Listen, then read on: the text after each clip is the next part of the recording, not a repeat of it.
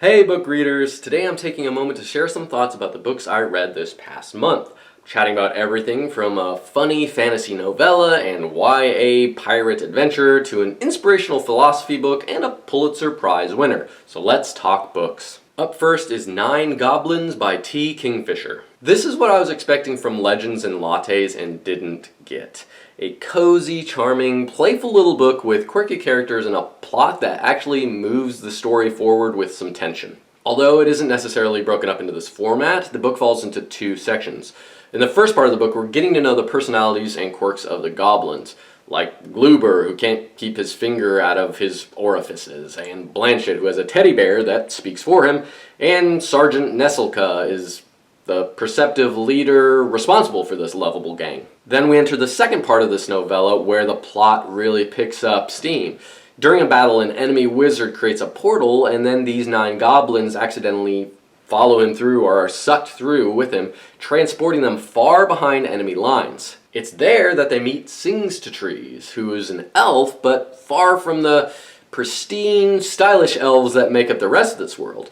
In Singstotrees' forest, he's the veterinarian for animals, and that includes magical animals. So we're talking foxes, raccoons, and bats, as well as gargoyles, trolls, bone deers, unicorns, and more. And Singstotrees isn't afraid to get messy, and we're talking arms deep in unicorn birth goo messy. His differences from the other elves means he lives a solitary existence caring for his patients, but he seems to like it that way. Anyway, while the 9 goblins and Singstotrees could and should be foes, they realize that they need to work together to solve a mystery of a vacated village near Singstotrees' forest. This was a 5-star novella. The world building is quick and comprehensive, giving you an instant feel for the pecking order and stereotypes of its beings.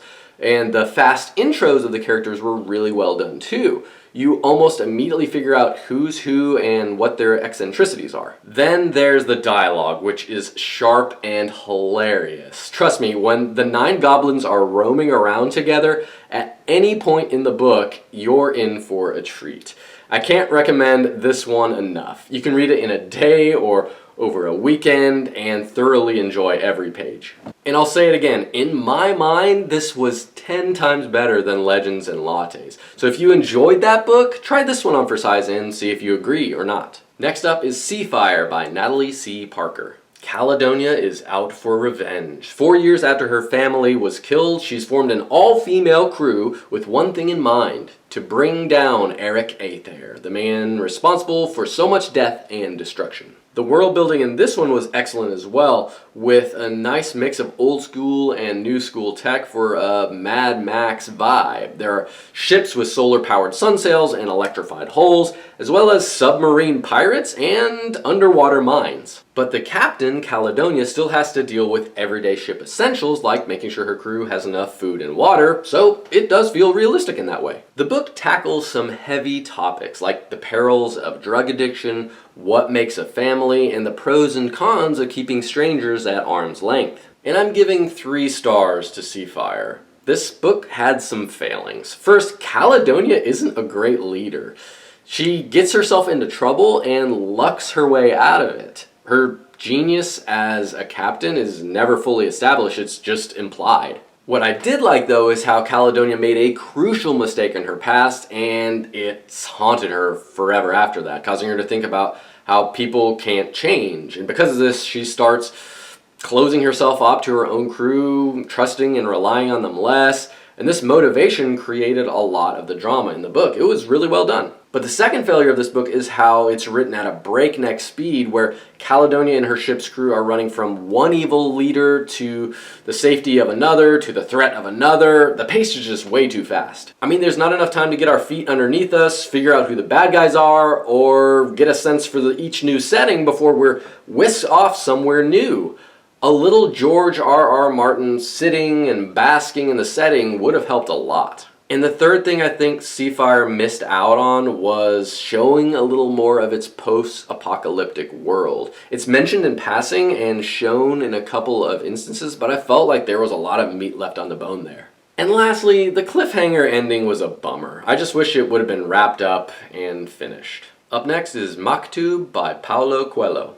This book is like a wise monk sharing his learnings via super short stories, with each being only a page or two long. It's the perfect thing to read on a sunny weekend afternoon, inside or outside. You can read one of the stories and digest it for 10 minutes, or read a dozen stories in the same amount of time. Decide for yourself if you want to think deeply about them or just shrug your shoulders and move on. Totally up to you. In nearly every one of the stories involves one or two stock characters that Coelho uses, being the master, the hermit, a monk, disciples, beggars, and God.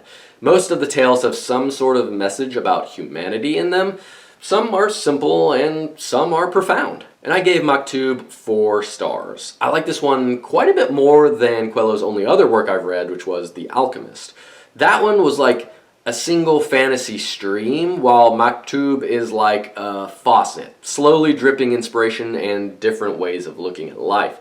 It's a super chill read for those who want some quick, philosophical reading in their lives. Another book I read this month was Toxic Positivity by Whitney Goodman. In essence, this book is about how to respond in difficult situations without just saying positive platitudes like, everything happens for a reason, or just be happy, or life gives you as much as you can handle. Now, I'm certainly guilty of this from time to time, but I don't think the intention of people using these positive phrases is to minimize the struggle a person is going through. I think more often than not, people are just at a loss for words. I mean, we aren't really coached on how to respond to "my dad died," except through movies or perhaps a few real-life instances that we've witnessed. This book kept coming back to trying to understand what's behind what people are saying and how you can meet their needs when talking with them, which can sometimes just be nodding and not even saying a word or offering any advice.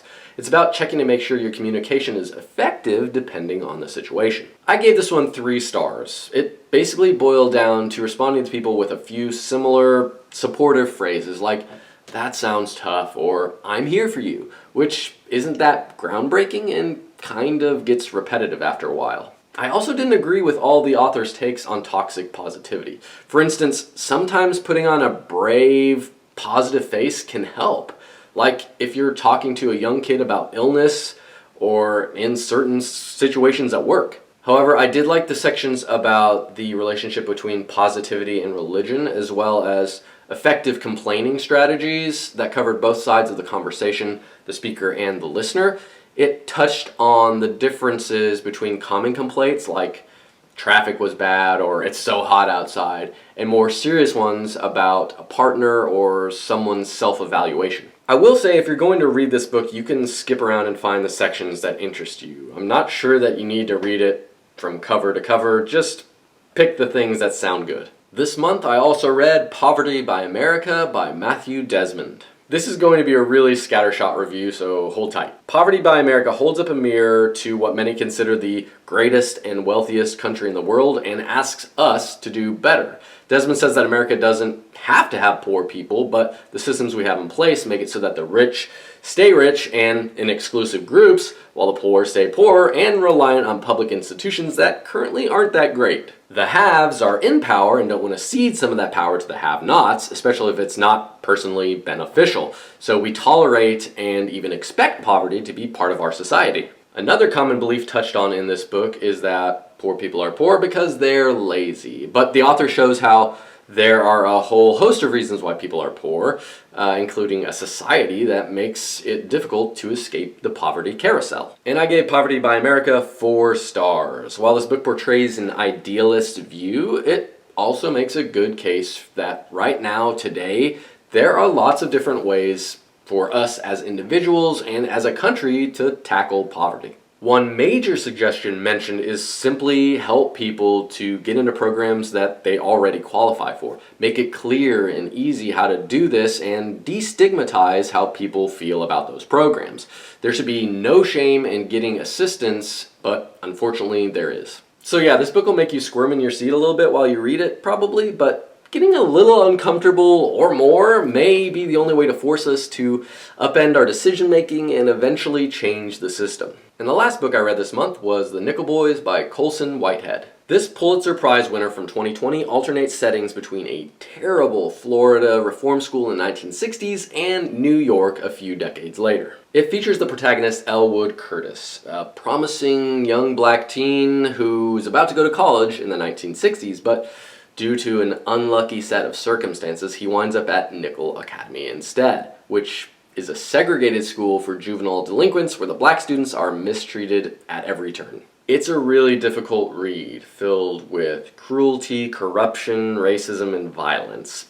Because of that, there's a hopelessness that hangs over the whole book as it explores how past pains can haunt us for the rest of our lives. And I gave this one 4 stars. It's definitely not a feel-good read or one for the faint of heart, but the writing is raw and immaculate. It makes Nickel Academy, its students, and the people in power come to life in an authentic, horrific detail. There you have it, the highs and lows of April 2024. Remember to like, subscribe, and let me know in the comments what books you've finished lately. Happy reading!